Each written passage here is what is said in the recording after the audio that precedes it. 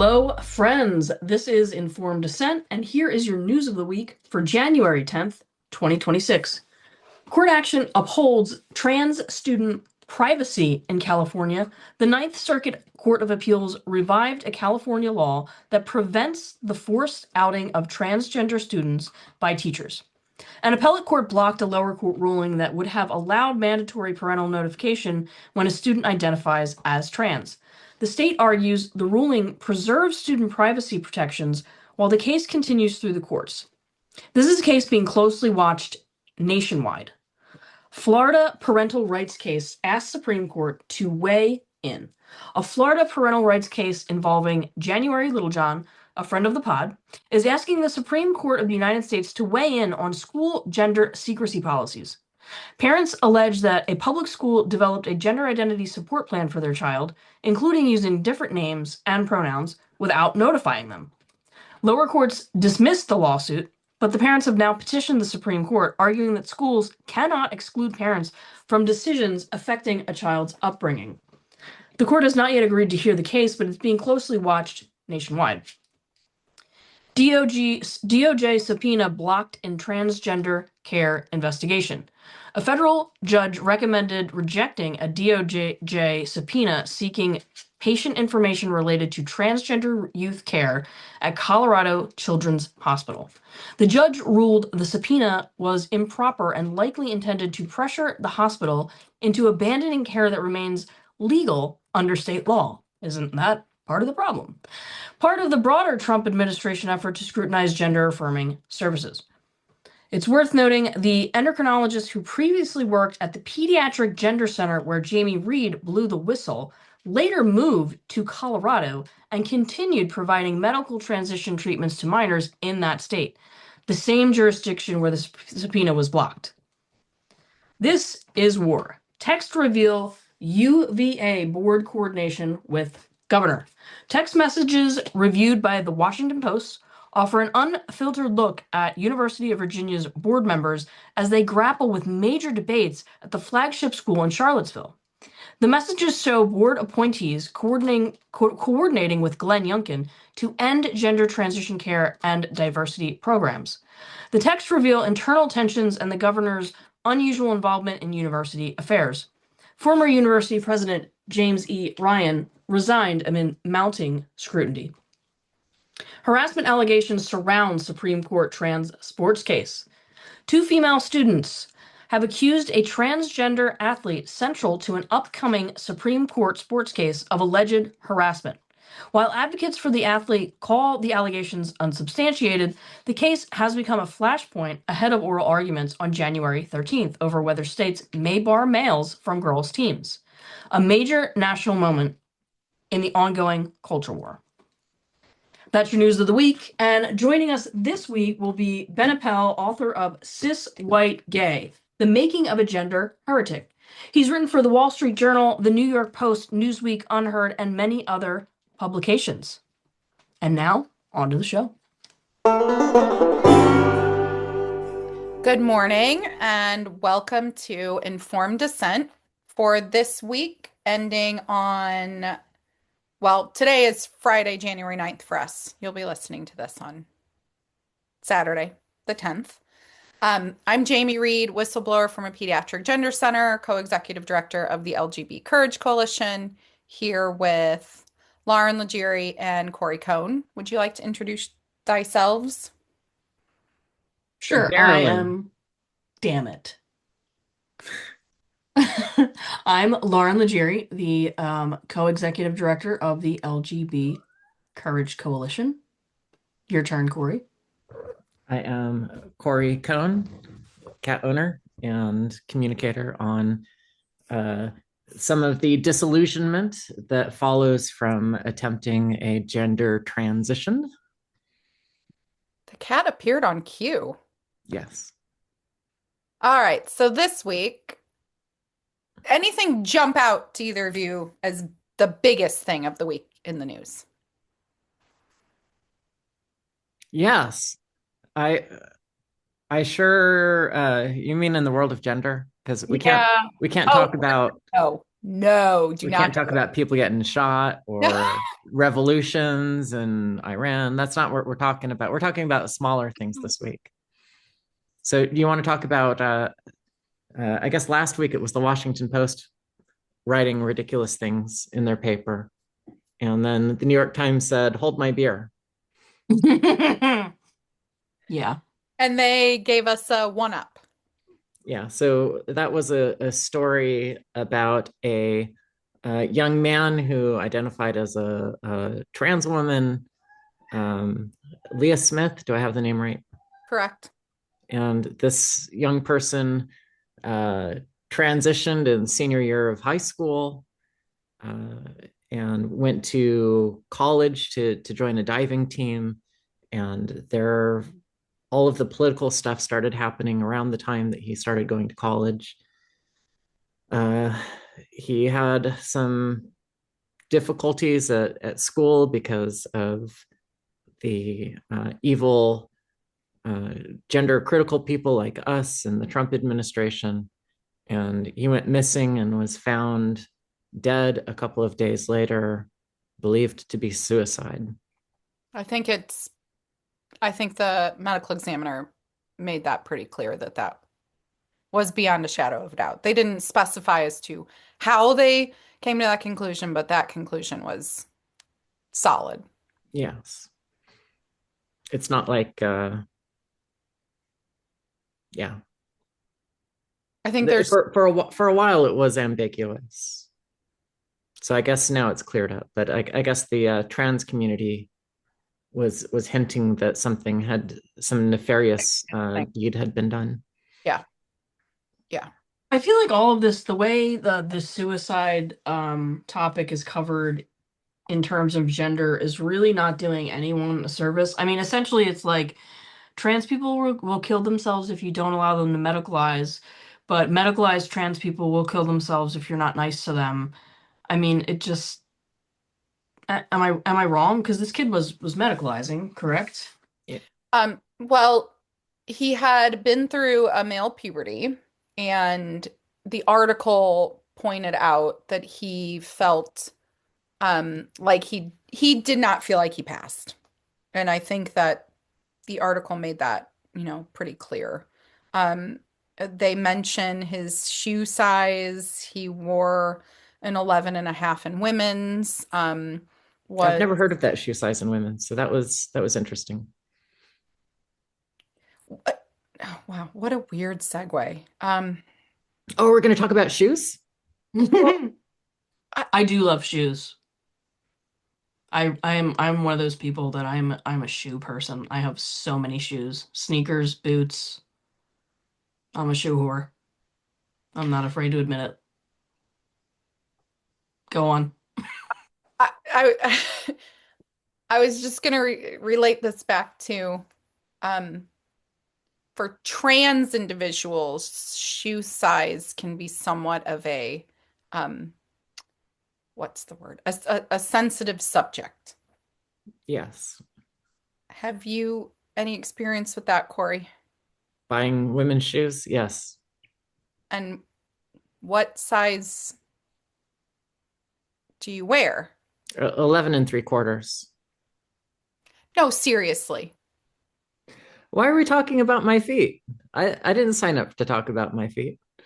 No, if you're trying to if you're 5'11", like our subject was, then you're going to have large feet, even for a man, and that's going to mean very difficult to buy fashionable ladies' shoes. Correct. Having previously been married to a trans-identified individual, shoes were a sore spot and a contentious subject because um, what you can find in men's wear versus women's wear does often depend on your size. And yeah, but we are on a strange shoe tangent. Um, Leah, Well, I want to say for all of my trans male friends out there, Doc Martens go with almost anything. When you say trans male. Yeah, we're both like, who are you talking about? Everybody. Okay. Okay. For Doc anybody. Martens are for everybody. That's the There you go. takeaway. Okay. If you were born with a hoo-ha or a wee-wee, you can wear Doc Martens and they can go with a lot of outfits. Doc Martens, the great equalizer. Okay, so Leah was okay. How does this? We've not mentioned what this has to do with the Supreme Court or why Well, the New York Times published this now or what's going yeah, on. I think it's worthwhile to compare this piece a little bit with what we discussed last week in the Washington Post, which this piece was also, even though it was published as national news, it was completely from a sympathetic biographical viewpoint of the subject. There, there was very little newsy about it. It was really a profile and a tragedy. And I've said this before about similar pieces. I don't remember if they're New York Times pieces, but they may have been. Every time you have one of these pieces about a trans-identified person committing suicide, there are 1,000 people who are not trans-identified whose suicides don't get a story like this, or 2,000 people who kill themselves who do not get glossy stories like this. So this type of privileging of a trans identity so that you get a soft, fuzzy, sympathetic story published in a national venue, really, it's a characteristic that is almost exclusively related to trans identities. Only trans people have tragedies. The thing is, though, I wouldn't describe this as truly sympathetic. Oh, I would describe it more as narcissistic because when you're trying to be, I understand what you mean. Like, it's very like empathetic, sympathetic in that way towards the experience that that young man was having. But what it's not sympathetic towards is literally anyone else involved in the story. Literally anyone else. His his father, dad. who was came out as a homosexual after who's also a Mormon, he was treated sympathetically. I don't know where the other dad is. There was only one dad in the profile. They didn't give us any explanation on if parents are still together. Also, the only photograph, I don't know why I'm obsessed with the photographs. As far as I know, there was no photograph of Leah. Oh, wait, nope, there is one. I saw one. It hadn't loaded. Leah Smith in a selfie. Yep, okay. My New York Times app has been very glitchy recently, and I don't know why. So the dad was also given a lot of sympathy. I do agree with you on that, Corey. Who are the people, Lauren, that were completely absent, though? Well, number one, the girls, right? But also, I would argue that this is not true sympathy for this young man. Yeah. When you say the girls, you mean the other swimmers that had to endure having a teammate that was male. Leah changed in the locker room with them. The author tries to talk about how for away meets, Leah would use a gender neutral restroom and started freshman season changing in those restrooms, but eventually began using the women's locker room, trying to do so when it was empty. Sometimes couldn't find a safe place to use the restroom and hold it for hours. Yeah. But no, the teammates were absent. Well, I think in the article, the author said that some of the girls had made complaints But those girls' voices were not represented, just the fact that they had made complaints. Yeah, like what were those complaints? Oh, girls made some. What could they possibly be? I don't know. Maybe having to share an intimate space with a male student. But I mean, again, this is just like the other story we discussed last week. No one is talking about how, like, maybe this kid is depressed because he's on all kinds of hormonal interventions. I mean, this is just, it's just common sense. I mean, this isn't sympathy for this kid. This is how do I push my agenda and make myself feel virtuous? It's much harder to have real sympathy.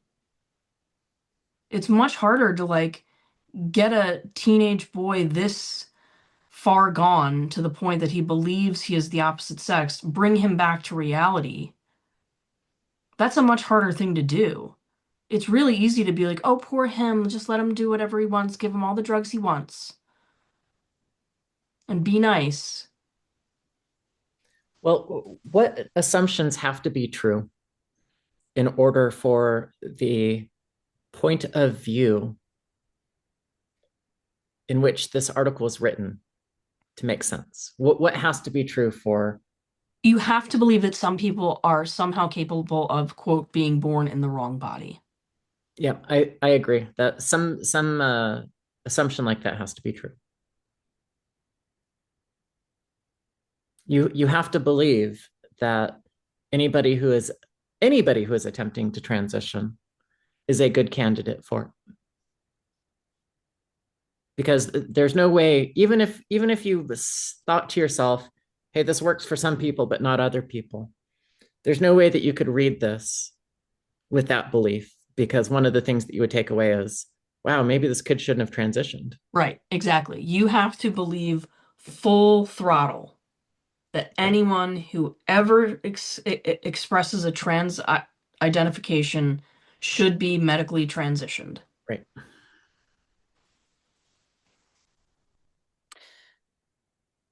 But again, I'll just point out again how the suicide narrative, like anyone trying to anyone, and I hate to say our side because I feel like we're much more on the side of these kids than anyone else, but anyone of the position that we hold, um, I just lost my train of thought. God damn it, it was a good one. Yeah. Could I try to finish it? Yes, please, thank you. If you value life more than you value affirming somebody's identity, then you have to, like, the way that you reduce suicide is by trying to help these young people understand what's realistic with respect to what they're trying to achieve. So it's not even that you have to go and tell them, you will never be a woman and you're hideous, or you'll never pass, you'll always look like, going and antagonizing these kids is not the approach. But going and saying, the path that you're on, these are the medical issues you're likely to face, here are the social things you're likely to face. Women are never going to see you as a woman. They may be nice to you, they may be kind, you may have friendships with them, but they're not going to see you as a member of the same group.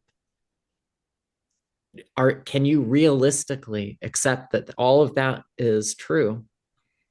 And if you can't, don't you think that you should go a little bit slower and try to really understand the risks involved, not just the medical risks, but the ones to your psyche for the path that you're on? Because if you cannot live with the idea that you will never be entirely accepted as a member of the opposite sex, is it even safe for you to try? Like, the people who love life want these kids to understand those questions and be able to evaluate them.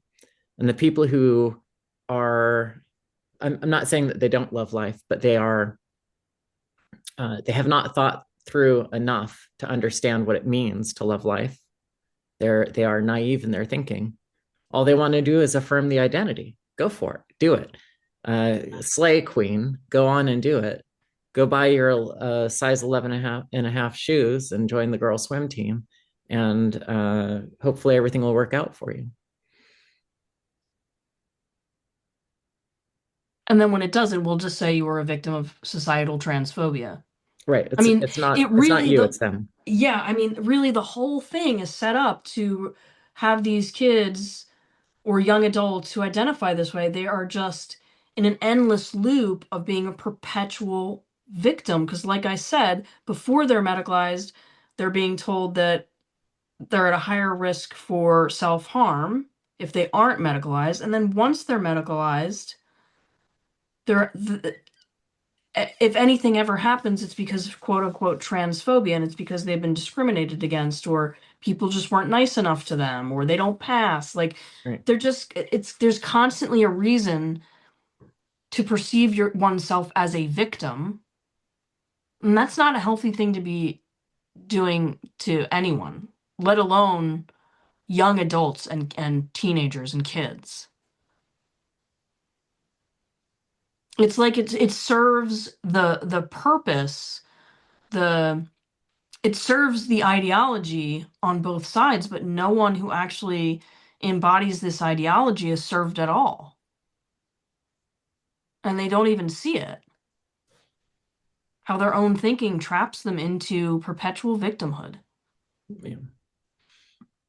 Jamie, last week you had said that whenever you see an article like this, the first thing that you do is go and see who wrote it. Did you do that with this one? Yes and no. So I did, but the same day that this article came out, the other kerfluffle at the New York Times happened, Oh, and I fell into that rabbit hole more. And I also I was just uh, I, I hoped a little bit better for the New York Times for the sports article leading up to the Supreme Court, and I do still I maybe they're going to put one out on Tuesday because that will be the day the Supreme Court hearing occurs, but if this was their entry into the topic, I was just very disappointed by it. Yeah.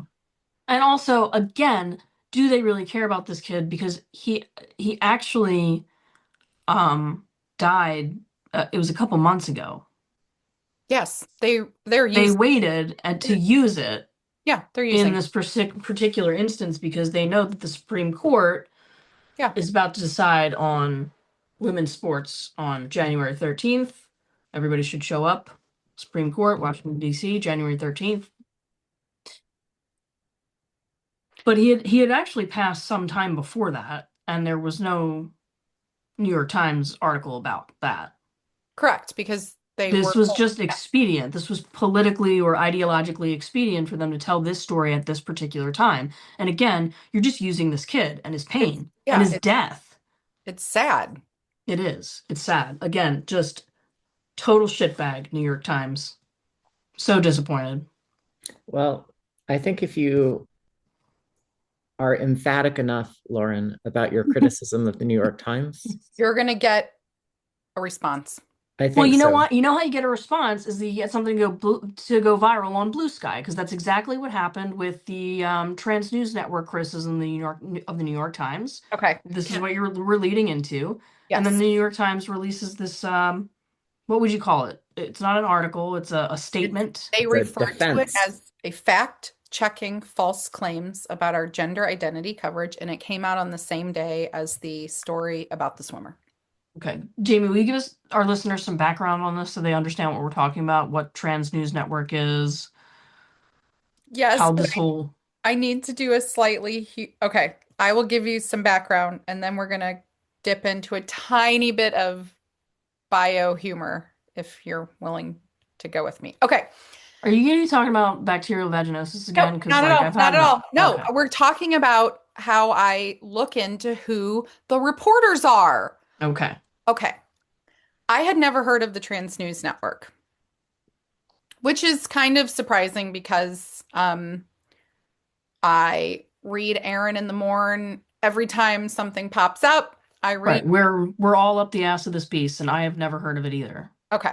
I read Evan Urquhart. I read Assigned Media. Yes. So on January the 1st, 2026, the Trans News Network put out a piece titled A Directive from Above. Former New York Times editor lays out how the paper pushes anti-trans bigotry. I'll read the subtitle. In this in-depth interview, former New York Times editor Billie Jean Sweeney details how the paper shifted towards openly promoting anti-trans hatred, how some staff tried to stop it, and how it's directed from the very top and the damage this legitimization of bigotry has done. So, David Forbes wrote this article, and I wanted to know who is David Forbes, right? Okay. So, never heard of this person before. David Forbes is from Asheville. I'm not surprised. Um, and also writes at a publication called the Asheville Blade. So I'm going to show you a picture of David Forbes. There's our friend here. And then I'm going to ask you play guess David's pronouns. Are we supposed to describe David for the Oh, people who are fine. listening? I don't know how to describe. Can you describe this person, Corey? Well, based on the brow ridge, it looks like a male to me, Okay. but this is a pasty would be the first Pasty. adjective. Yes. Yep. Um, looks like Glaring. looks like he might have a sun allergy. Well, I don't know. I don't Okay. know. So David Forbes started the Blade after a union fight and witnessing how establishment media failed to tell the truth to the public. Ooh. She writes about history, life, and of course, fighting City Hall. Wait, They live. what? Wait. S- Back up. You're still talking about the same person named David Forbes and alternating between pronouns. Yep. They. And Yep. And okay, good. yep. I'm glad. She Okay. writes about history, life, and of course, fighting City Hall. They live in downtown where they drink too much tea and scheme for anarchy. I love, why are all the, okay. Um, some of the other friends that write for the Asheville Blade include Matilda Bliss, who is a non-binary trans woman. Um, she is interested in mutual aid, making jewelry, opposes gentrification in the prison industrial complex. Veronica Coit, this is one of my favorite sentences ever. Veronica Coit is birth giver to two, mother to a few, and grandma to one. They are an award-winning community volunteer who founded Asheville Cat Weirdos. Mm-hmm. Okay. Mm-hmm. And Oren Solstice also works there, is a queer trans activist, who is a loving father of an elderly cat companion and 5 fish. Now, are these different people or are these just different personalities for the main author? That's a really good question. These are different people who all work at this little publication. It's a co-op, of course. If it's a true anarchist collective, they probably sometimes pay each other with like printer ink and paper as opposed to, using currency. So would you describe this as a, It's a utopia. legitimate news source, like some big operation? Have they broken any like major stories? Yes, they broke the story that the New York Times responded to. Okay. Which is that one of the former New York Times editors who's a man who identifies as a woman Had complaints. didn't like the way that the New York Times editorial policies did not positively favor trans perspectives. How so? Do they give examples in this article? Yeah. So first, the person that they interviewed, the man identified as a woman, Billie Jean Sweeney, you think this is like a big editor, right? Like this is wow, like they really know what's going on.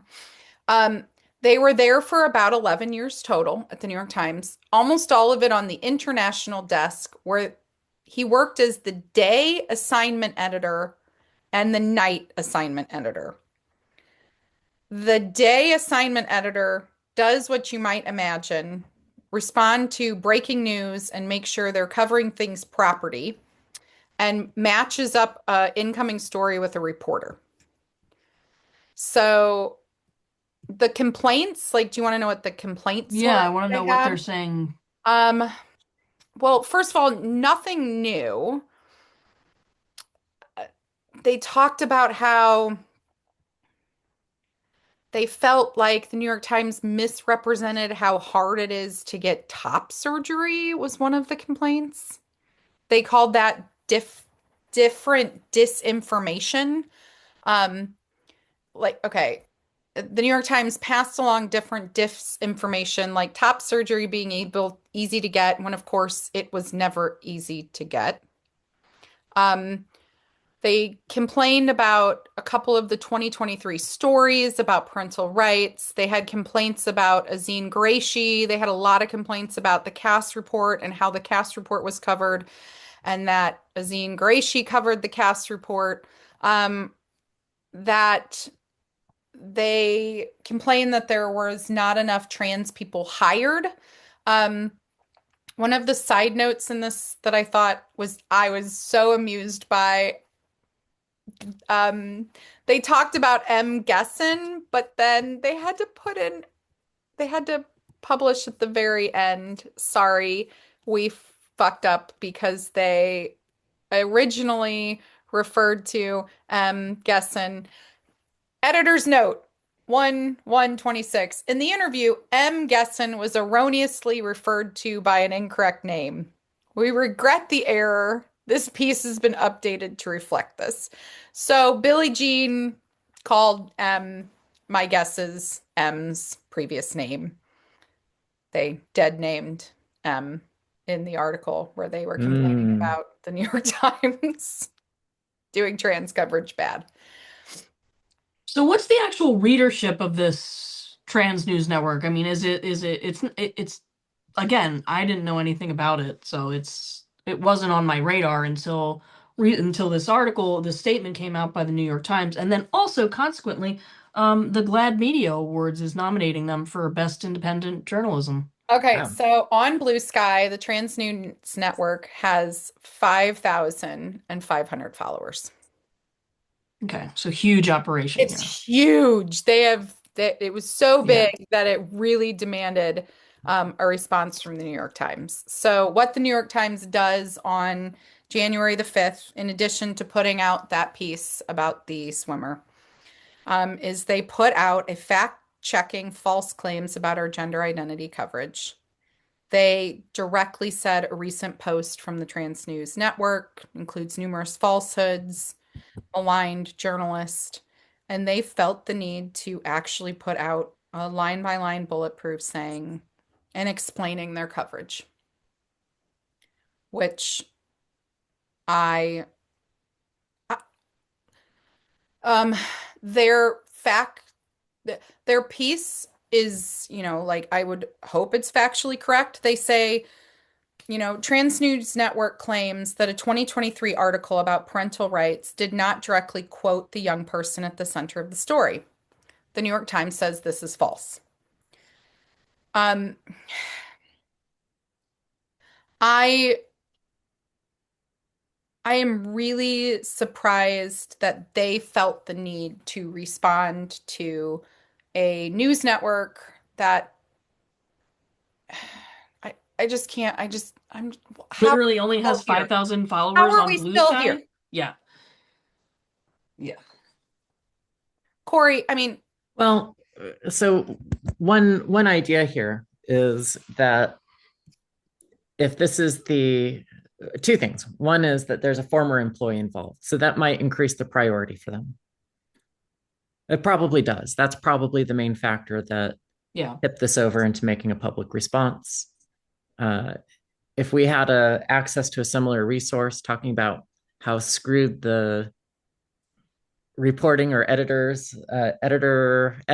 is at these news desks at the Washington Post or the New York Times, we might provoke a similar response. Maybe, I hard to don't say. see it. I just don't see it. Well, we don't know. We don't know. We haven't tried, so we don't know. But the other thing is that we know this from Barry Weiss's experiences and talking about what she went through. These organizations have internal chat networks that are dominated by partisan political voices on the left who push management very hard to react to complaints about fairness and justice. And so there is likely internal pressure to react. Combine that with a whistleblower, former editor, who is complaining about the practices at the organization.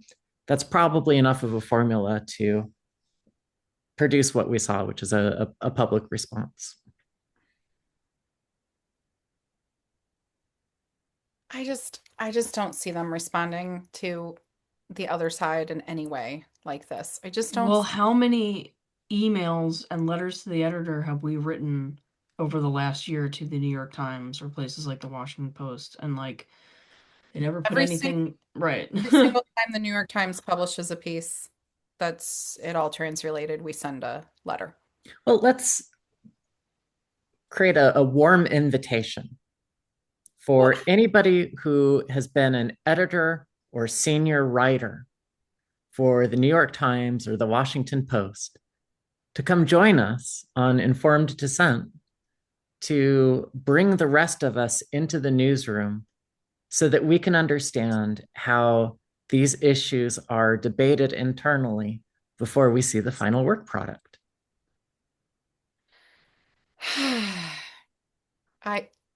Our door is open, New York Times. Well, or dissidents.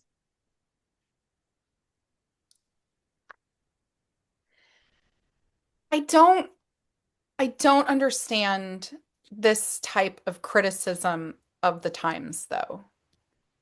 The criticism. Yeah,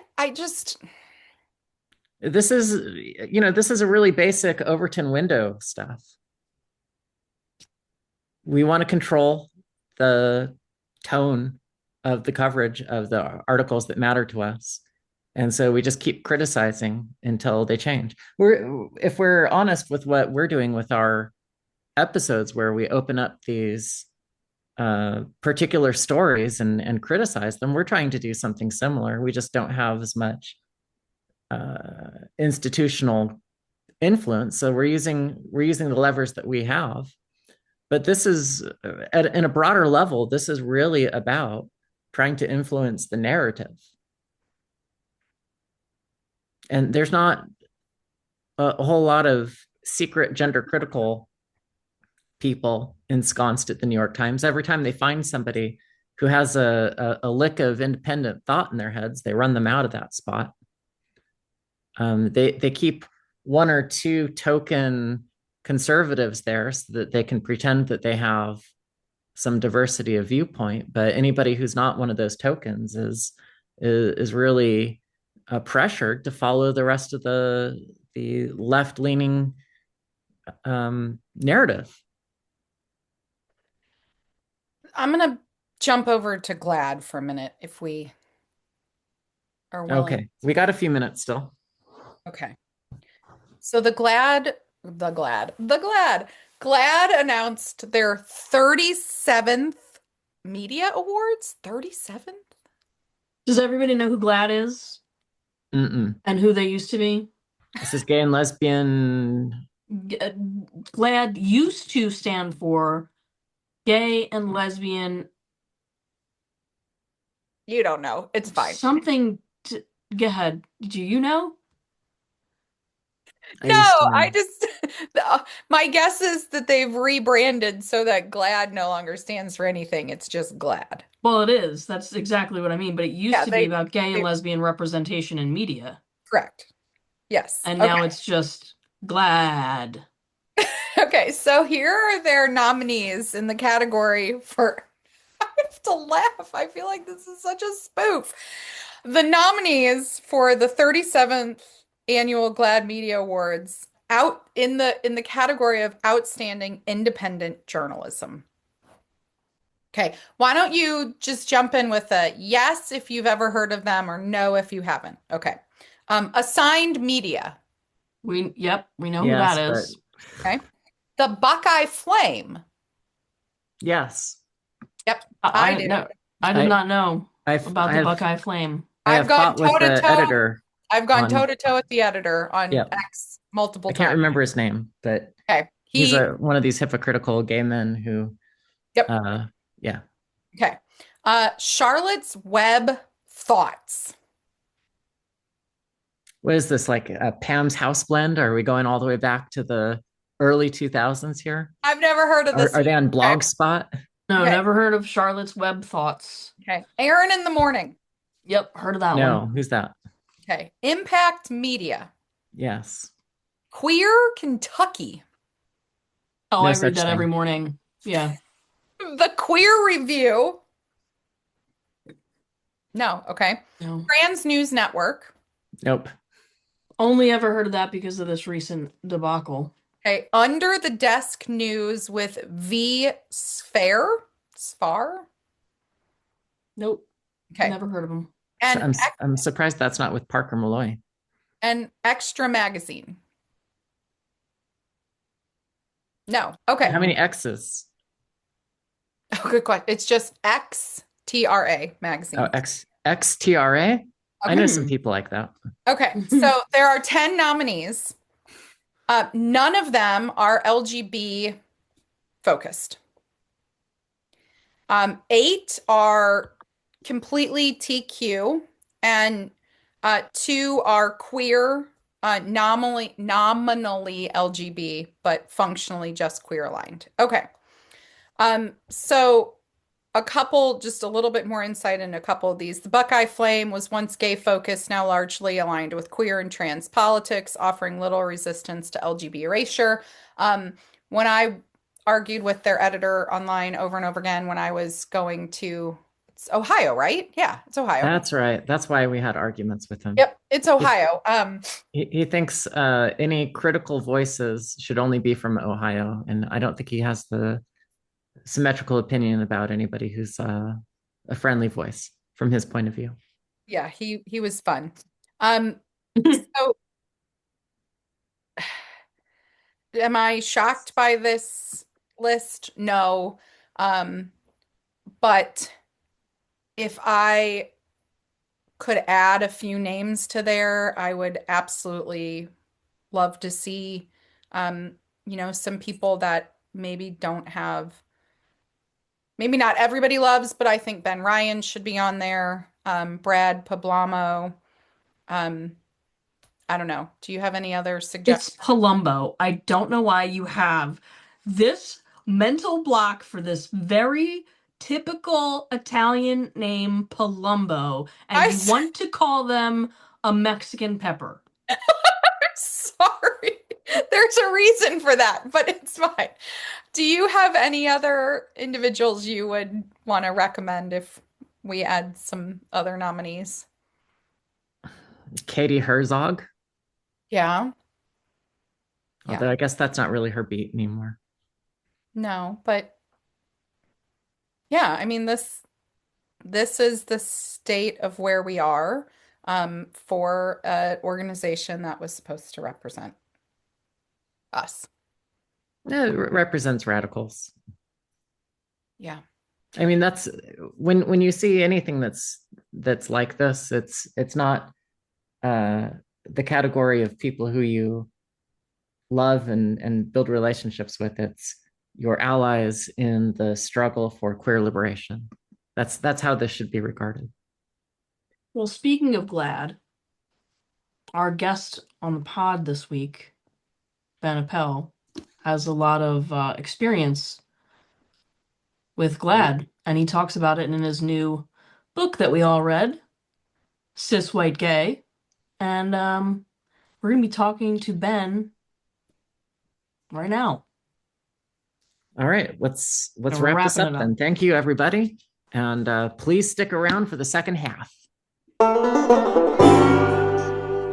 Welcome back to the second half of today's Informed Dissent. We are so happy to welcome our friend and now author of this amazing book that's been out now 2 months. Ben, welcome back. And first of all, just how have you been? How's life been treating you? No, Corey, Thank mine is you. up first. Thank you guys. It's great to be here and oh, there you go. Awesome. Wait. We all have it. You all have it. I have one too. I have one too. It's I'm like blurry background. Yeah, my background's blurred. It's really good to be here. It's good to see all of you and to connect. And thank you for having me for sure. It's been really good. Life has been good. The holidays, I don't know, passed like a blur. This past week, there's been so much going on in the world, and it's just everybody's like, and so it's hard not to let that get to me. So I've been a little bit like blue this week, just to be honest. But otherwise, I'm so relieved to just have the book out and to have that done and just to be moving on and along. So it's been out for 2 months. Hmm. Is the reception what you were hoping for? Yeah, in terms of the responses that I get from readers, it's exactly what I was hoping for. Like that was the part that I kind of forgot about, like when I wrote it and people started like the first readers, early readers, whether it was like my agent or like a copy editor or someone who responded and they were like, "Oh my God, this was excellent. Thank you so much for saying this," or "I haven't seen this articulated in this way," or something. I was like, "Oh, yes, thank you." Like I kind of wasn't connecting in my brain that there was going to be that. It was like more like just nerves about you know, putting everything that I thought out into the world. And then, so that was hugely like confidence boosting. And then once the book came out, I was just like, who knows how it's going to be received? But so quickly, people were responding and being like, I couldn't put it down. It was so readable. And again, those things like, wow, this is so accessible for so many people. You put this in such a good way. The storytelling's really good. It's really captivating. Just like really kind and thoughtful things. And those messages have just continued to come from strangers or people I know as well. And but strangers, not every day, but almost every day, which is so great. So I think that the book is performing well. In terms of sales, I know it could be better, it could always be better. It's unfortunate that bigger outlets haven't like reviewed it. And it's a good book, I think. Like I'm proud of it. And I do think like I read it when I got the printed version and I reread it and I was like, oh, I had stepped away from it for a while. And I don't know. I thought I at least I conveyed everything I want to. I just don't know if it's going to be boring or if people are going to enjoy it or what. And then I read it. I was like, oh, this is actually good. Like I'm proud of this. This is good. So I think that I am in this place where if people choose to ignore it, it's to their detriment and their loss. That's kind of my opinion about it. So Ben, when you were going about getting it published, Mhm. were there any hurdles? Because I do think that it is very likely that your book is going to be the first time anyone hears the gay perspective on this that is not just like rah rah trans great. So was there any like pushback from the publishing world? Was there any things you had to maybe navigate that maybe you wouldn't have had to navigate had you put out something that was more in line with the leftist, I guess you'll call it, thinking on this particular subject? There's so many hurdles. I mean, look, like I'm so blessed to have gotten a book published, but I was also picked up by like the publisher itself. It's distributed by Simon and Schuster, but Bombardier is like a conservative press. So they were the only one, like, my agent was really confident about it and she was super excited and the proposal was really good. And she sent it out to a number of people, but nobody jumped at it. It wasn't like people responded and were saying like, "Oh, I can't touch this." But nobody would except for this one specific publisher and the editor, and he ended up being just the right person to work on it because he was so great. He's so smart and just you know really pushed me. And so that this is the result of that working with him and just him pushing me so hard. So yeah, but there were hurdles. I mean, when I first started and I was like, after I published a piece in Quillette in July 2021 about that kind of became like the blueprint for this book. Um, it was a long essay. John Kay edited it. And after that, I was like, Megan Daum said, like, oh, this kind of reads like a book proposal. So why don't you and I just put a thing in my brain and I said, oh, that's a good idea. So I kind of just query different agents. And one agent is the agent for an author that I've long loved. I'm not going to mention his name, but he's a gay writer that I've loved forever. And his agent is also a gay man. So I messaged him and I was like, look, I've been a fan. I got to meet this writer, blah, blah, blah. This is an essay. And he wrote me back and he was like, look, this needs somebody brave. I'm just another cis white gay who was recently told that I'm not allowed to say crazy anymore. So the publishing industry is not what it used to be. And this requires someone who's willing to, I appreciated his feedback. When I got in touch with my current agent, I queried few other agents, and she responded. She's like, I disagree. I don't think this needs anybody brave. I think this is great. I think that people want to read stuff like this. She's super established, and it was wonderful. And that perfect person came along as well. So different hurdles like that, But again, I mean, I got published, so that's wonderful. The real trick is like just um, contempt prior to investigation, like looking and see, oh, because if you've read it, you know that it's not like a MAGA screed, that it's not like a whatever screed. I mean, it's to me, I feel like it's just that was the most welcoming feedback that I got when people were like, oh, you really need to get on liberal news networks and shows because this really appeals. And I'm like, thank God, because I didn't know if people were going to read it and being like, oh, this is just another like anti-woke, whatever.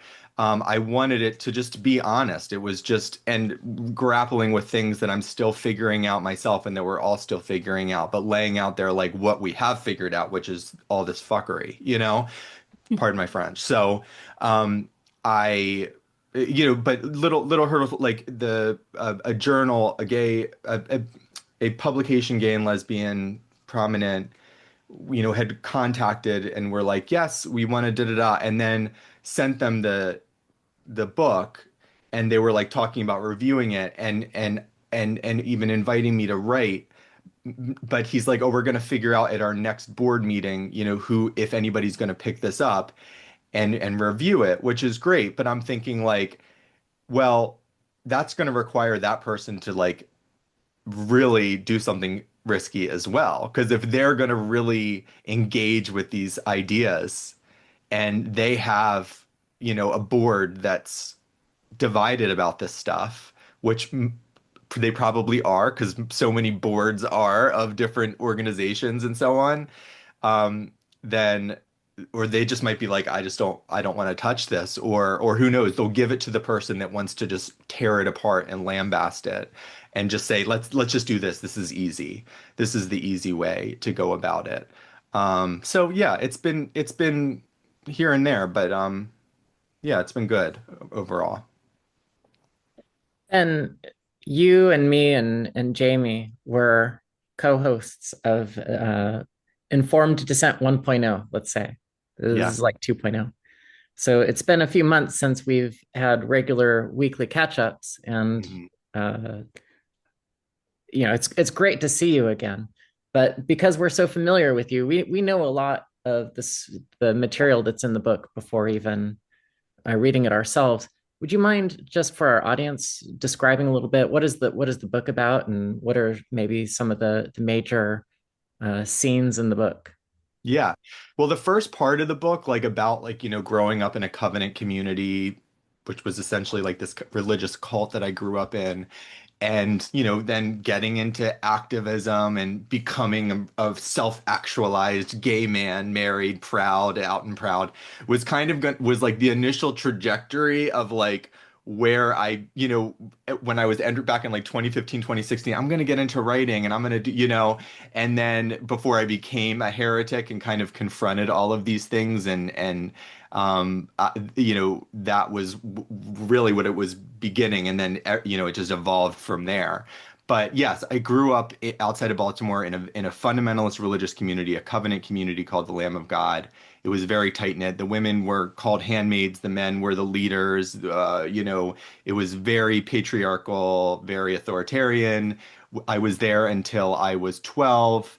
And then we left very abruptly, where we just, and essentially just pushed out of it. And I was kind of plopped down in a new world. And I was a profoundly girly kid. I was profoundly effeminate. And I was, tormented from the beginning in that religious cult. Nobody, I explain this in my book, but there wasn't so much backlash because it was such a small community. So really all that matters was this, like, you were just a good Christian and I mean, we were in praying and worshiping and speaking in tongues and it was just so like, whatever, Yeah. Very sensationalist and, I mean, a gay kid really fit in well there. Let's just say that. But anyway, because of just all of like the pomp and the whatever, Right. the pageants and like the, blah, blah.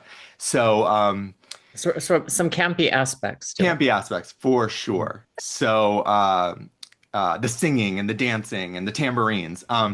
Anyway, so when I got to public school was when my peers, going from 4 kids in my grade to like 200 kids, they were like, "Wow, you're a fag, you're a girl. Are you a boy or a girl?" Da da da da.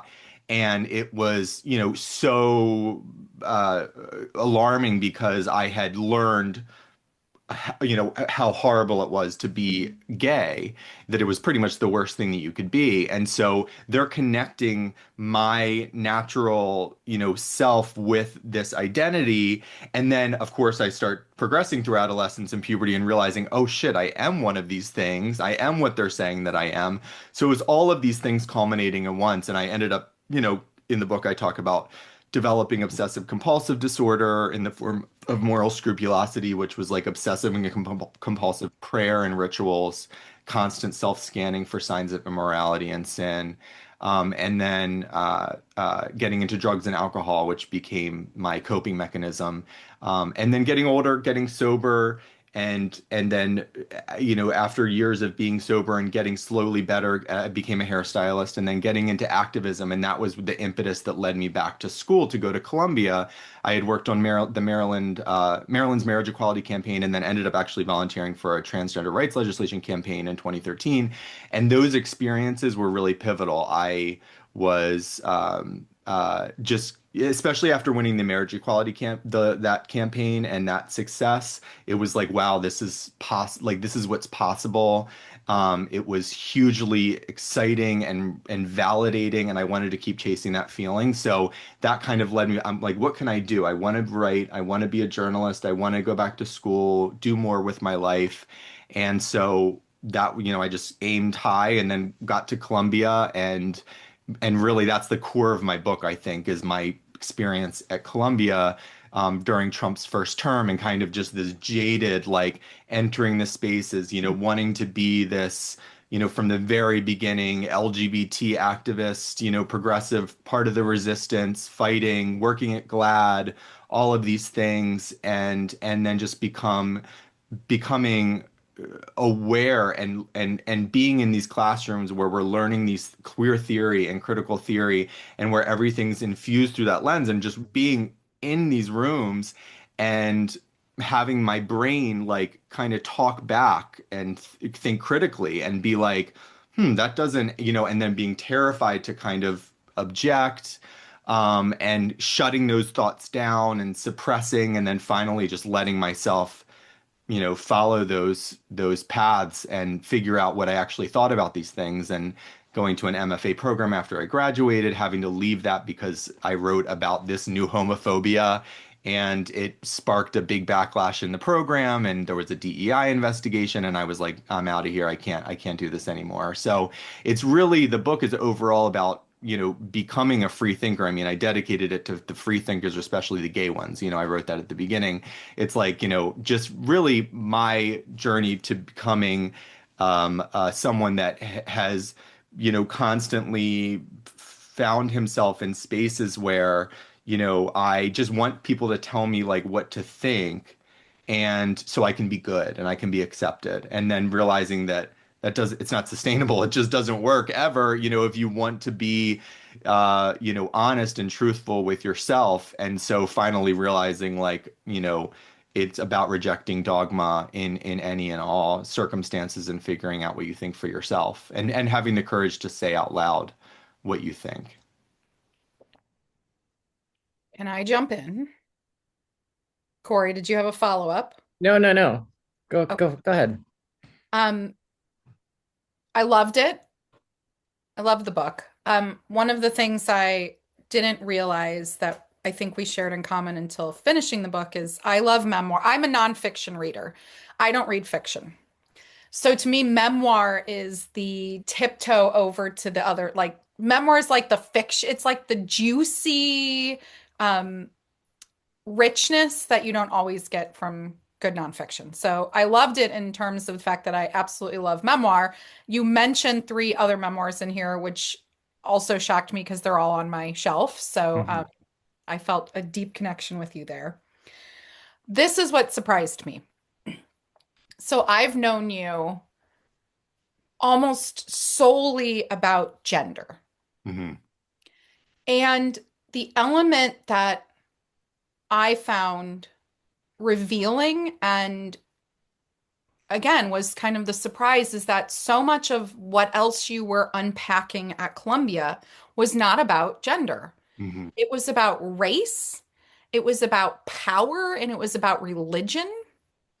And for listeners who, just know your work from that gender lens, can you kind of just walk us a little bit into there were so many great pieces in the book about those other elements, race and the park next door to Columbia and the woman who was murdered, and then the professors that you have from Islamic countries and talking about Islam and radicalism. Like, what do you feel like anything like peaked in like succession? Was it seemed like in the book it was Islam first, but can you kind Mhm. of talk about those other elements that absolutely have nothing to do with gender at first glance? Yeah. Yeah, that's a good question. So it is about that, and thank you for saying that. And maybe perhaps the subtitle is like a misnomer, like it's, because it can maybe misleading because it is about so much more than gender. But yeah, But they all you tie them all together. okay, great. But you go into these other avenues that I was surprised by. Yeah, yeah, thank you. I probably was like what started to, and I might even write this like, well, when I entered Columbia, my first week there was Trump's first inauguration. So it was, it's just a hugely charged atmosphere that I'm entering into. Was I geared up and ready? Hell yeah, because I was devastated by Trump. I was a tried and true liberal progressive, like, HuffPost reading, and whatever, all that stuff.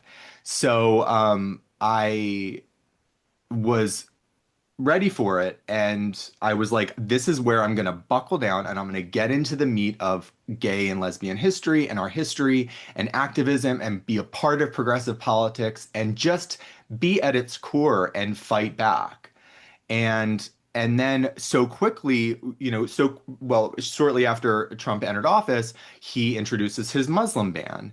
And that sparked a huge backlash. And I actually write this in the book. What I was hugely ignorant of and unaware of was how central the Israel-Palestine conflict was to the campus culture.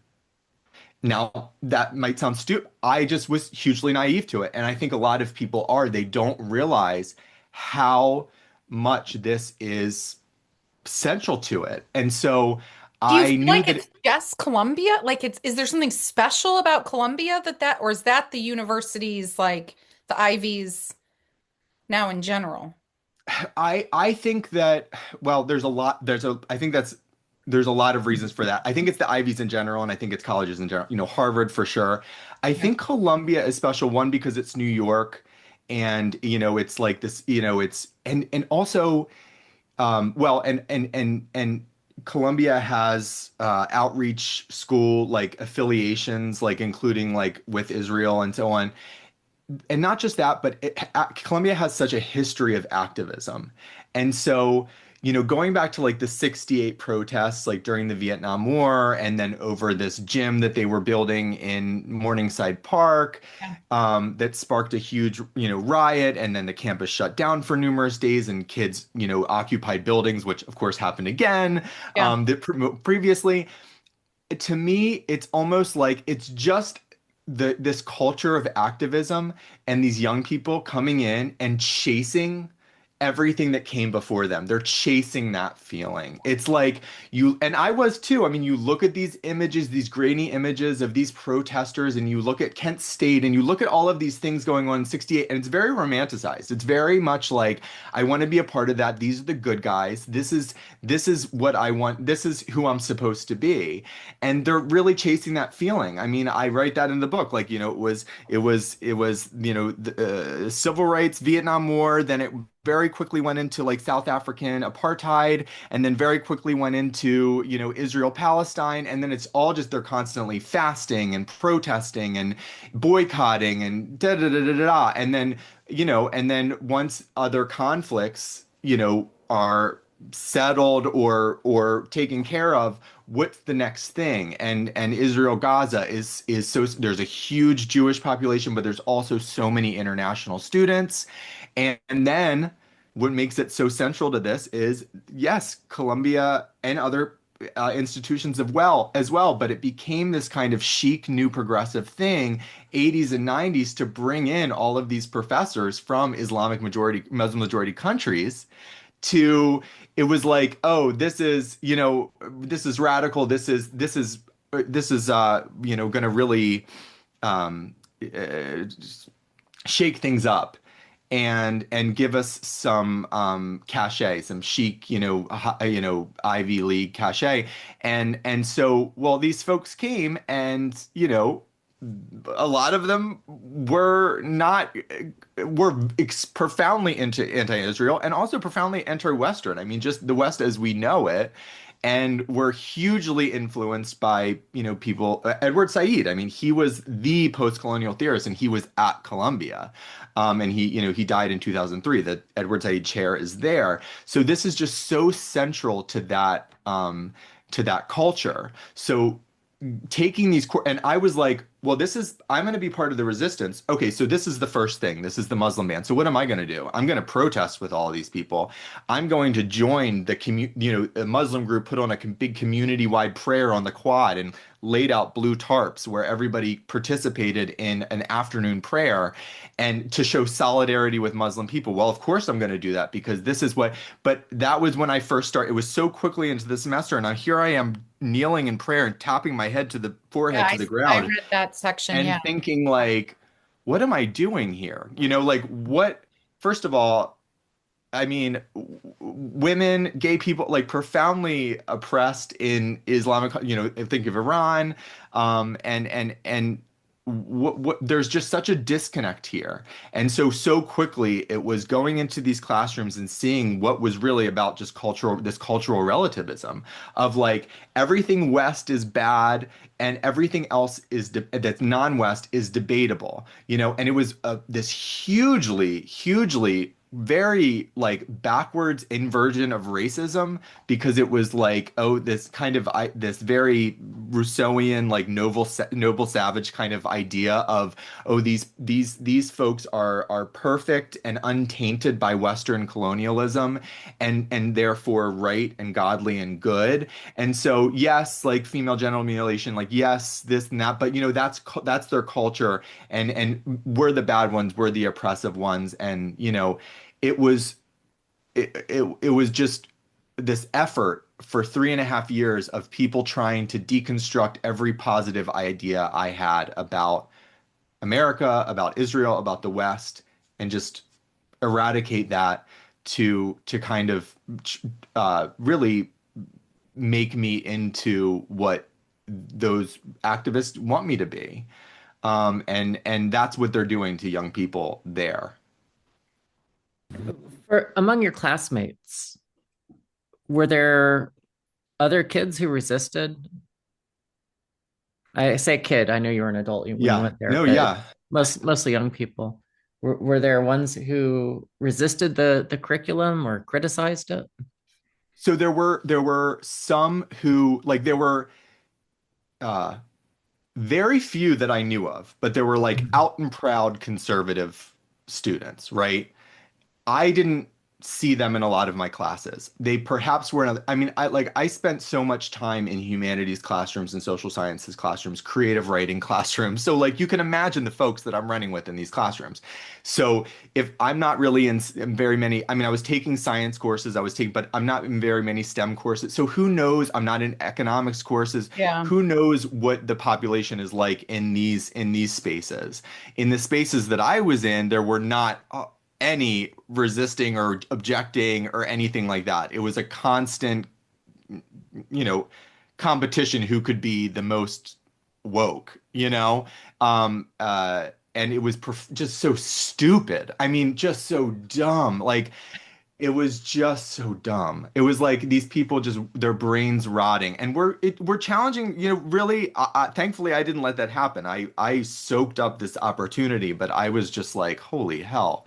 Um, but yeah, there were some, but like for example, I write in the book, like, my friend Max, who was a kind of a heretic and saw the same kind of things like me. He started having panic attacks, and he couldn't talk because he was shouted at for what he was thought was being helpful, and he realized that as a white person he wasn't supposed to help a black person. So things like that. There was another friend, I call him Nathan in the book, I think. He it was part of the Hare Krishna cult community, and he was very tuned in to what was going on with this. And yeah, he got backlash for that too. But I did not see a lot of it. No, I did not see a lot of people speaking up or talking back at all. It was mainly just like you just go along with it, and a lot of young people too. The ones that, okay, so there's folks that are getting geared up and radicalized, where suddenly they're these young, so many of them women, young women, where it's like they enter the space, they're like, oh, hi, here I come from whatever. And, this was always on the path. I was a top performer. My parents, gave me all these, hired SAT guides and da da da da. And of course, I'm in the Ivy League, and then like within months, there's like keffiyeh wrapped around their head, and they're like, breaking into, you know what I mean? Like, it's just bananas, and they're like, oh, they, them, and they're thinking about top surgery. Like, there's those folks. And then there's like the other folks that are like, they're trying to get laid. Like, they're trying to party. They're trying to like whatever. You know what I mean? Like, they're young folks too. So there are just certain people that are really susceptible to that kind of indoctrination, and everybody else just kind of stays quiet, because who's going to risk that kind of cultural, that social suicide? I mean, not only are you, in danger of committing social suicide campus-wide, but like it's going to be online, And I write about another kid who went on a rant at like 3 in the morning, a kind of drunken rant outside of the library saying like, "Oh, white people are great," and this and that. And it was like a whole meltdown where the departments were like, "Oh, we denounced this white supremacy," and it went viral on Twitter, and there's articles about it all over the place. Who wants that? I don't. I didn't want it, And I'm certain kids, who are young and their parents are investing so much, and they're like, I mean, when I went to the encampments that were going on a couple years or last year, whatever, couple years, whatever it was, I don't even know what year we're in. Um, yeah, 26. 2024, and I was interviewing students there. They were like, I don't want to say my name. Like, I just knew that they were worried mainly about their parents being like, oh my God, they're, that we can't, you can't be a part of that. Like we're spending a shit ton of money and we want you to get a job at JP Morgan or wherever, and who knows what this might do to your job prospects. Who knows? So yeah. Can you hear me? Yeah. I Okay, hear cool. you. Just thinking. Yeah. Have you been promoting this book Oh God. It besides going on excellent shows like this one? like this Sneaking one, into yeah. Barnes and Noble. Huh? In some of these Barnes and Nobles, I've seen some of your pictures. Yes. Okay, great. Yes. Okay. Yeah, so yeah, it's in Barnes. I mean, it's so hard. I hate self-promotion. I hate it so much. It's awful. But yeah, going on podcasts and trying to get, op-eds out there, like, people just getting attention and saying, "Hey, this is who I am," and writing. But guys, like, I'm freaking exhausted. I'm just burnt Mm. out. I'm like, I am, Well, it's so much work to just write the book, get it published, and then it's out, and you're like, wait, I'm not done yet? Yeah. Yeah. Yeah, essentially, yes. And Yeah. so it's like a second job. And yeah, so that's what's been just constant emails and I should be pitching like every single day, and I am like Pitching what? Pitching. like on current topics. You guys, Okay. I am like, what can I say? I mean, I say a lot but it's just like there's for me, I'm a person that needs to like think about things for a while, like I don't like the hasty, like jumping at a conclusion immediately. Like with this stuff, like I was quiet for a while because I was like, I don't know what the hell. But then I dug into the research and I was like, okay, let me figure this out. And of course it ended up being like worse than I even thought it was. But that was when I was finally felt confident to actually like say something. I'm not just gonna like go out there and be like, oh, this is exactly how it is and just kind of grift. I bet you I could be a lot more successful if I did grift. And sometimes I'm tempted. Sometimes I'm tempted just to like give into the darkness and just like sell out and, whatever. And like, I don't know, like go gear up like with like right wing or what, I don't know. And I can't do it because it's just not me. It's like I'm constantly every day I'm just like, oh, the cheese stands alone. Like I'm just eternally lonely and just all alone. Like that's how I feel pretty much every single day. So, it's hard to promote and do things, but hopefully just little things along the way, getting it into people's hands. And again, like the response, people writing reviews really helps, apparently. It helps the algorithm. Even like liking the reviews, like marking them as helpful, I think, like to your listeners, if you want to help. Like someone was saying, like, oh, if you like reviews as helpful and Goodreads and Amazon, then that even helps. And yeah, reviewing it and sharing, posting about it, sharing about it if you like the book, sharing about it. One thing I've run into that's trouble is that our lovely owner of X, formerly Twitter, Oh, the title of like, your book. Yeah. Oh, is this her? shit. Wha- Yeah, the title Yeah. is It's a a slur. slur. I think isn't it the only? I think it's the Yeah. only slur. Yeah. Have you So written about here I this? am writing this book, which Mr. Musk might very well find very engaging and enjoyable and helpful in a lot of He respects, can't right? even post about it. And I post it, I have to censor it, or it's not, it's shot, whatever they call it, where they limit views of Throttled. it Yeah. because it has a Shadow bad banned. word, according to Yeah. him. Let's So do. Ben, can I ask, I love the book and I thought it was incredibly readable because I mean I've read so many gender books and like they're not all like fun to read Hmm. exactly. And a lot of them can be very heady. And there's a section in the book where you do such a great job of like summarizing and making accessible queer theory and just how insane it is. And when I was reading it, I was like, how many fucking back and forths with the editor must that have been? Because you're trying to explain this whole massive, like, intellectual infrastructure. And I was like, I mean, you really did a great job of it. Because I mean, I've read a lot of queer theory and I was always just like, this is ridiculous. I can't even, it's all over the place. And I just thought you did such a great job of like boiling it down so that people who aren't immersed in this stuff could really start to understand what it is and how it's kind of underlying a lot of the problems we're seeing on the left and especially in institutions of education. So I was just wondering like how when you got to that part and you realized, fuck, I have to explain this shit. Like that had to be a real pain in the ass. I mean, I can't imagine, honestly, because it's I'm it, insane. you hit the nail on it. I mean, first of all, thank you. And that means that it was like, because that was the hardest part, and I was it yes, it took the most because I this is why it took me 3 years to write. And this is why I gained 50 Because pounds. queer And theory this is is why that. I was constantly depressed and constantly, really, I mean, I was in a very dark place for a solid 2 years, like not well.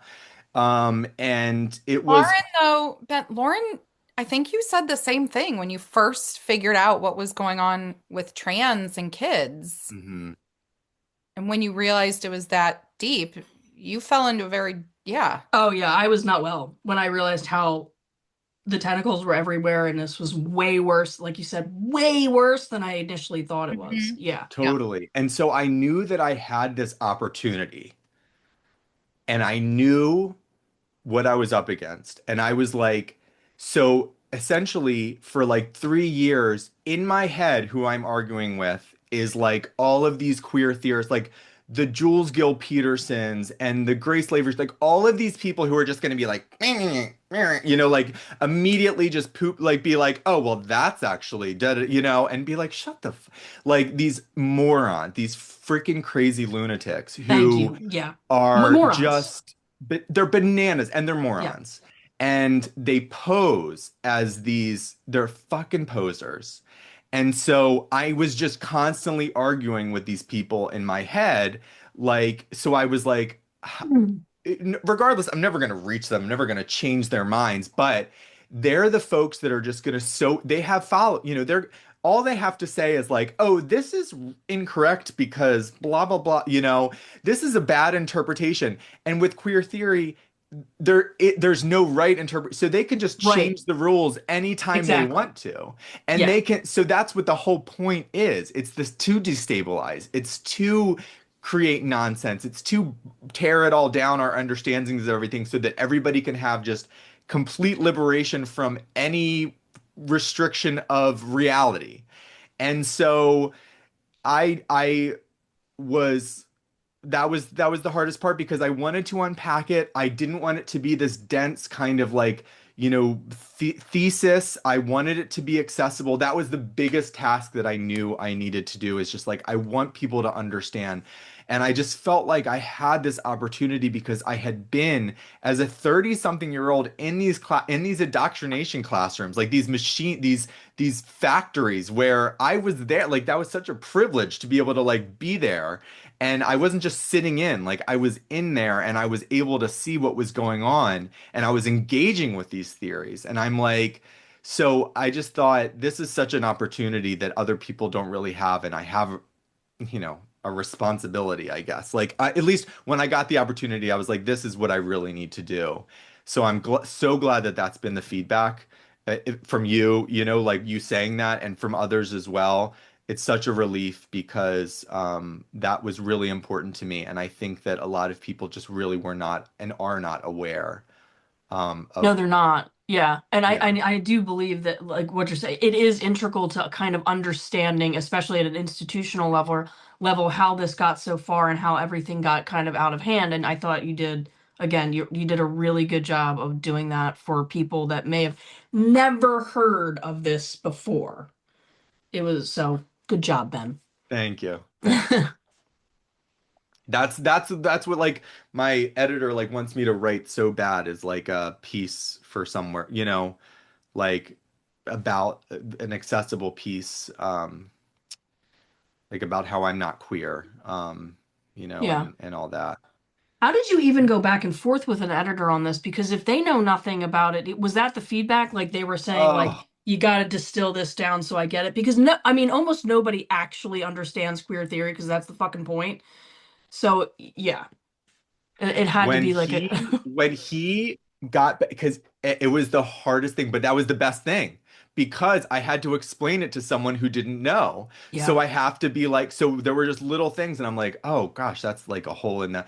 So like when he messaged me one time, he called, we were talking about, this and that, and he's like, I had this epiphany when I was reading about the former Iranian president like speaking at Columbia and saying like there are no homosexuals in Iran.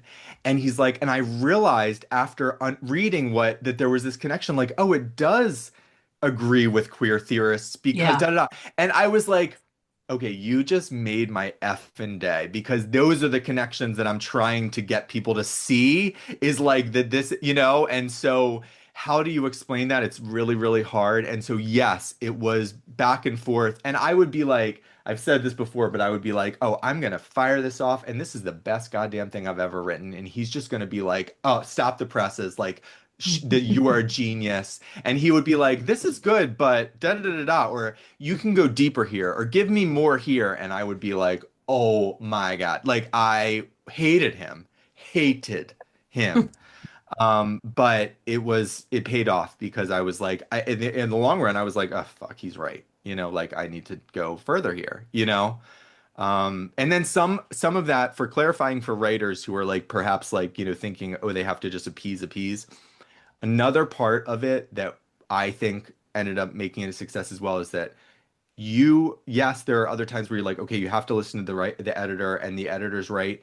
Sometimes you're right.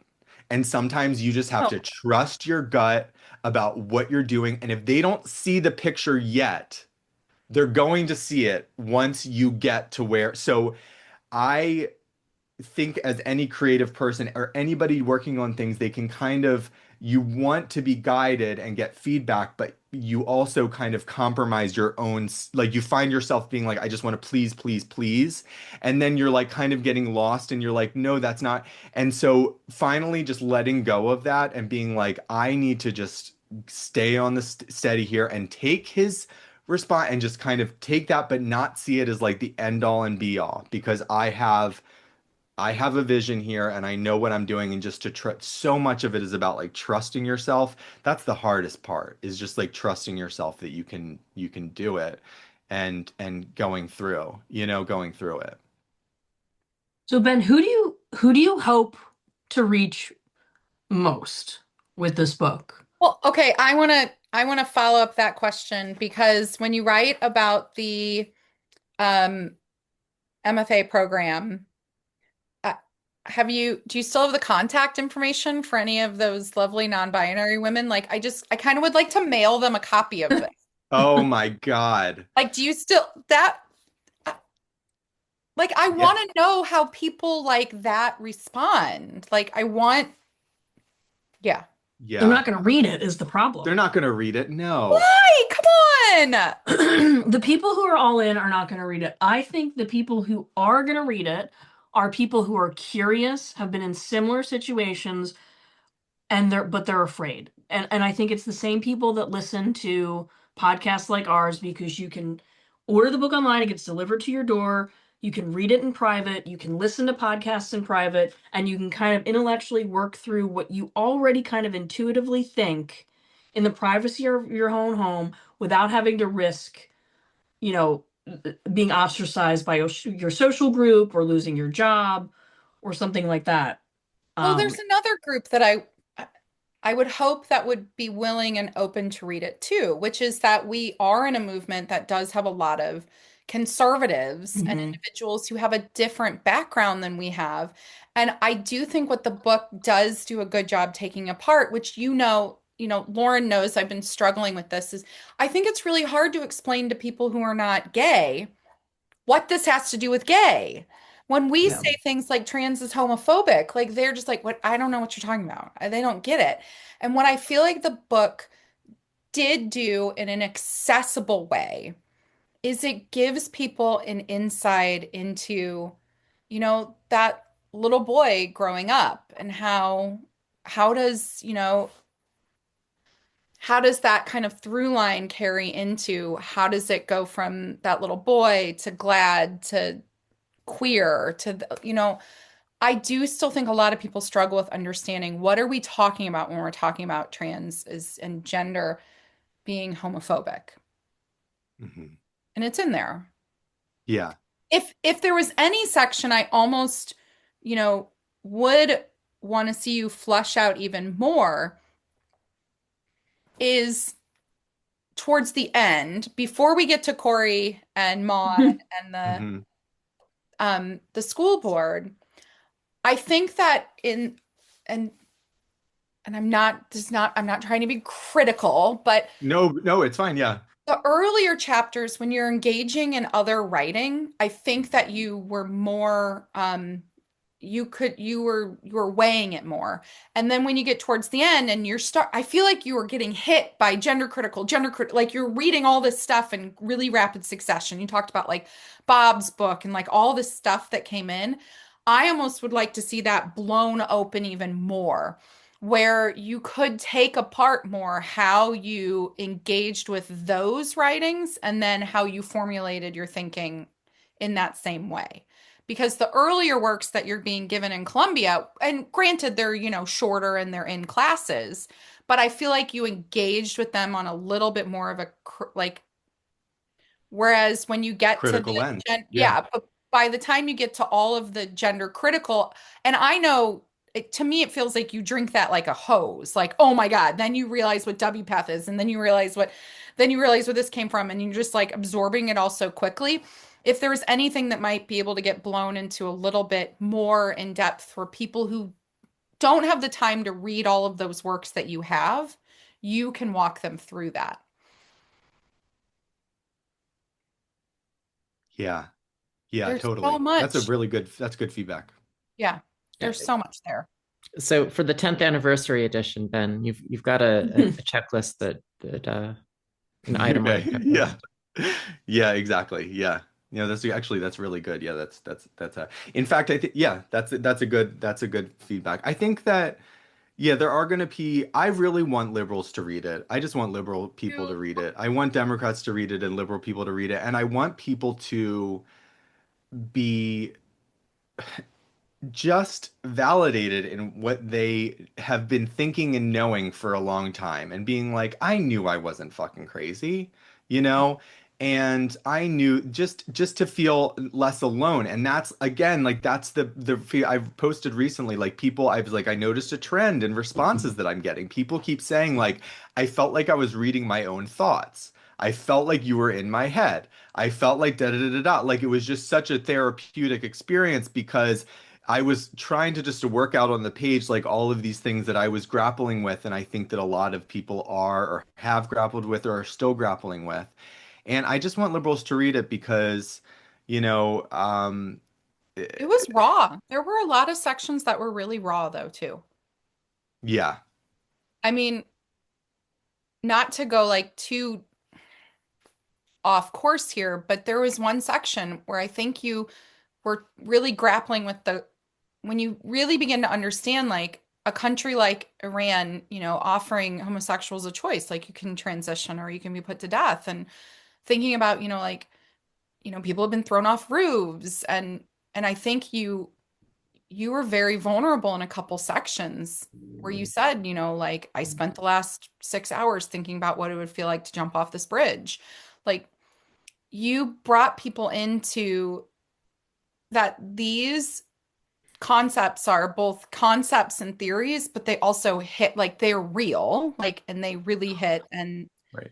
they are really deep and dark to grapple with. And even like today, as Iran itself is like on fire and the internet shut down, like one of the first thoughts I had this morning was, I wonder what all those medical tourists from the United States that were over there waiting for surgery are doing today. Are they going to get on a plane and come home? That's a great question. That's a Like, great question. like how are we interact internationally in this world? And, every day it's still churning. Every day there's still more. Um, I think we need to find a grant writer to get a whole bunch of money so we can mail this to every local state Democratic chairperson of a health and science committee or an LGBTQIA committee. I'm gonna try to get your book mailed Sorry, out. you're breaking up, Jamie. I think we should I'm get sorry, this. you broke up for me. I couldn't hear that. What were you saying? Corey, you try. Well, she wants this book to be sent to every influential Democrat to read. Or, well, I'm sorry, I misquoted her. She wants it to be sent to all of the Democrats with political positions. That's not necessarily the same thing as an influential Democrat.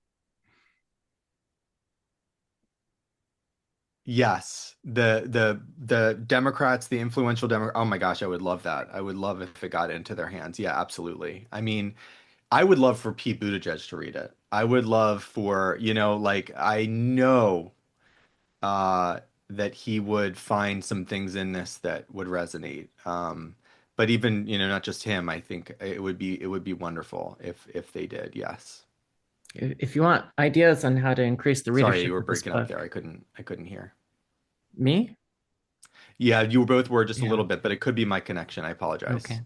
Well, if you want some ideas on how to increase the readership of this title, follow up with my friend Nina Paley. She'll give you some ideas.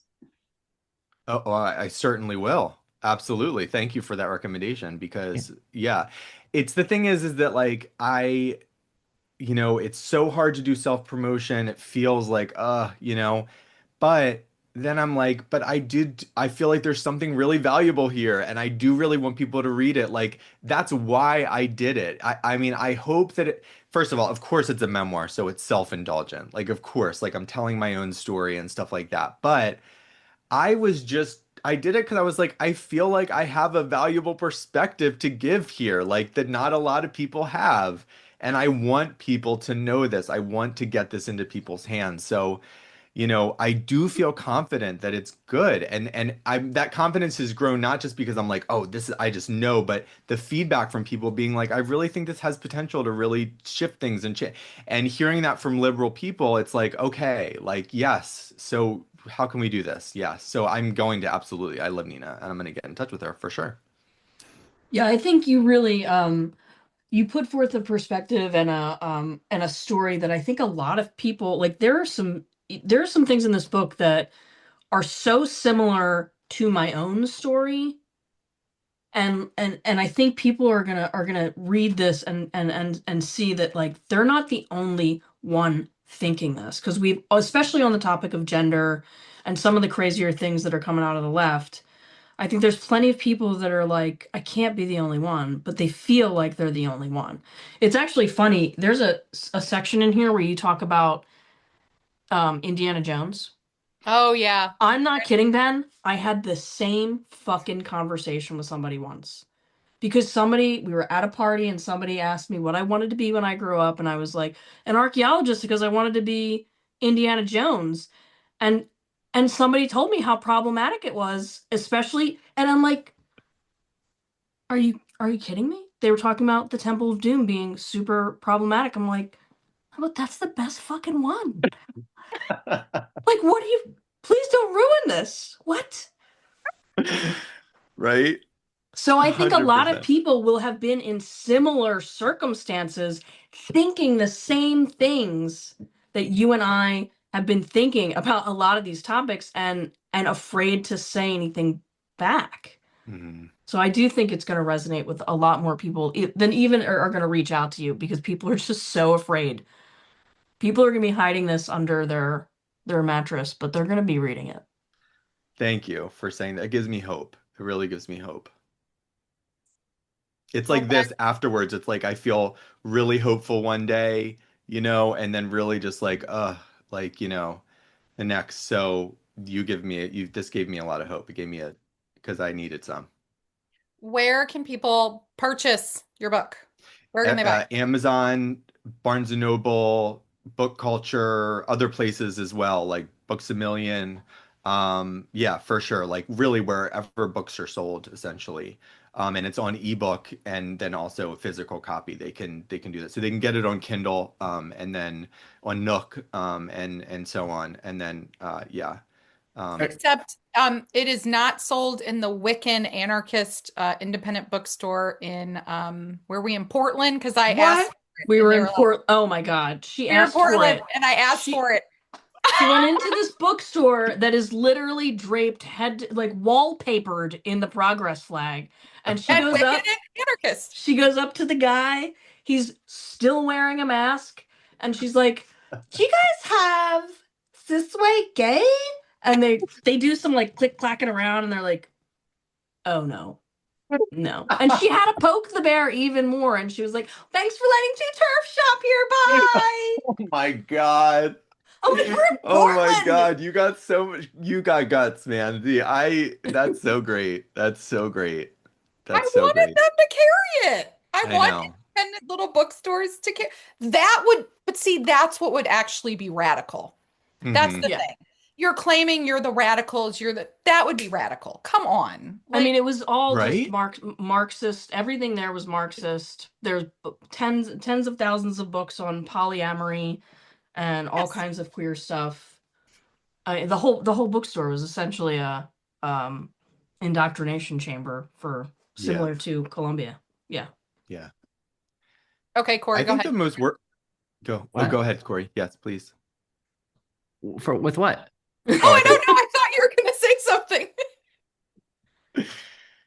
No, I okay. think I think that the thing about with uh with that too, and I think like with what I realized about Columbia and like what's going on in academia is that with everything being taught through the lens of the critical theories and critical theories, it's kind of become this like bugaboo on like Yeah. liberals. So many liberals see it as like this kind of bugaboo on the right, like this kind of ghost that they're fight. But it actually is real. It's a real concern, and it's not bogus. And I think that examining and teaching things through these lenses, whether it's post-colonial theory, queer theory, what is essentially doing is it's criticizing everything that came after the Enlightenment, essentially, and out of the Enlightenment, which we all kind of agreed for a while was pretty darn good, and now suddenly it's horrible. And so, it's criticizing and deconstructing all of this, and so young people who don't have an understanding or grasp of like the the history of the West, the West's place in the world, how civilizations have interacted and transformed, just how society has evolved, how we've gotten to this place where they have this privilege of like safely walking down the street Hmm. and having their rights to go study and get an education and date and wear whatever they want and have and express themselves and have a job and spend money. I mean, go to the store and it's like And all of these protest. things that have what? And protest. And Like, do they protest. think that they could have these protests in some of these No. countries that they're, yeah, exactly. So it's like to not understand that, and then but to be taught that through this critical lens of like, okay, everything of what you're about, it's pretty much saying like everything what you're about to learn right now is horrible and evil, and our job is to deconstruct it and dismantle and to burn it all down. So back during the Enlightenment, you know what I mean? It's just like prefacing all knowledge with what I'm about to tell you is evil.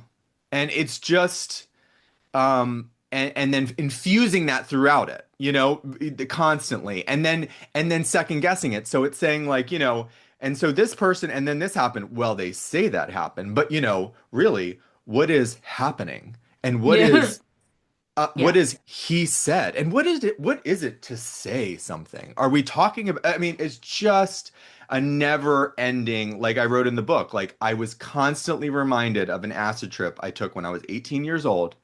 And I was in the basement with my best friends, and we're sitting there tripping balls off, and we're sitting there deconstructing the whole universe and kind of unraveling, being like, and this is the me, and constantly getting to like there's no point, everything means nothing, that feeling of just you think that you've gotten it and then it's like there's nothing there. It was just winding to just unraveling to where it's just like you're watching a film and then it's like those old films where it like melts on the screen. It's like that's just like what it is. It's just nothingness. It's just meaninglessness and nothingness, and that is what they're aiming for, because the idea is that that's what attains ultimate liberation and autonomy, is like freedom from all restrictions of any kind of collective understanding of reality. I can just change the rules and live outside these bounds. But it's all incoherent because at the same time, they want to like, and so they're like, oh, abolish this and break this down. Oh, but also we need this intact medical system to tether young people to for the rest of their Yeah. life. Like, it's just so We don't know, incoherent and yeah. contradictory. It's We like, don't know anything about anything except for the Western medicine we need to transform the bodies of young people. That's all except good. for the fact that this Yeah. saves lives. Yeah. That's the one thing we know. Also, the scientific method, whatever. I mean, that came, screw Newton because he was a white supremacist, but also these puberty blockers are going to save I mean, it's just ridiculous. Yeah. I like how energized you're getting us. You and Lauren feel Yeah, like I don't know. You could just rip into these people for hours, but unfortunately, we got to wrap up here pretty quickly. Ben, I'm glad that I got to come. It was nice. I'm so thankful for you guys for bringing me on. Really, I was hoping that you would, so I'm happy to be here. I've missed you. Oh, I missed you guys too. I loved for connecting with you, and you're still my people. I'm alone all the time, essentially.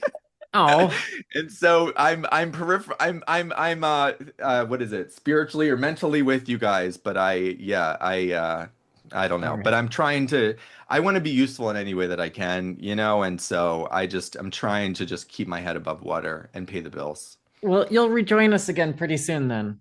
Okay. All right. Great. We'll have you back. Thank you Thank so you. much, Ben. Thank you for guys. sharing this book with the world. We appreciate it. Thanks.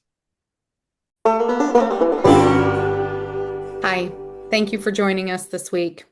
Just a little preview about what's upcoming. Next week, the Supreme Court will be stepping directly into one of the most contested questions in American public life: whether states may lawfully protect female-only sports.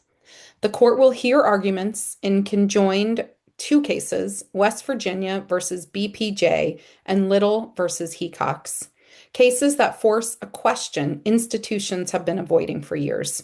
What does sex mean in U.S. law? These cases are not about personal identity or private lives. They are about sex-based classifications in public education and whether sex, as a material reality shaped by puberty, still has legal meaning when it comes to fairness, safety, and opportunity in sports?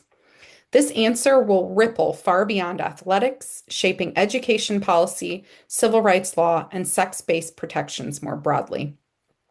It's also worth being clear about what these cases, which have been framed in much of the media, is not about. Coverage like the Washington Post and the New York Times has often just been presenting these as intimate, emotional stories about a small number of individual athletes. But that framing misses the point.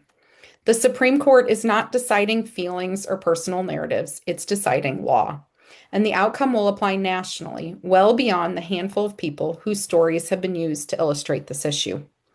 Just a reminder, the court will not rule immediately. As with most cases argued this term, a decision is expected later in the term, most likely in spring or early summer. We will not be watching this from afar. We will be on the ground in Washington, D.C., and present out front at the Supreme Court. I will be speaking at the rally. Throughout the day, we will be live tweeting on X from the LGB Courage account, sharing real-time insights and updates as arguments are unfolding inside the courtroom. Not just talking points, not just spin, but what we see and what we feel actually matters. That evening, we're hosting what we're calling the Big Gay After Party in DC, a chance for lesbians, gay men, feminist allies, and friends to come together, decompress, and take stock of what this moment means. If you're going to be in DC and you haven't yet gotten a ticket, reach out. Then, next Friday, we'll be back here with an in-depth analysis of what the court heard and where this is heading, including legal analysis from friend of the pod, Glenna Goldis. She's going to help us break down what mattered, what didn't, and what comes next. And as always, one last thing. If you find this show useful, if it really helps you, if it really helps your week, then please like, comment, and subscribe. That's how more people find Informed Dissent, and it makes a real difference in keeping this work going. So stay with us, stay informed, and ready to dissent.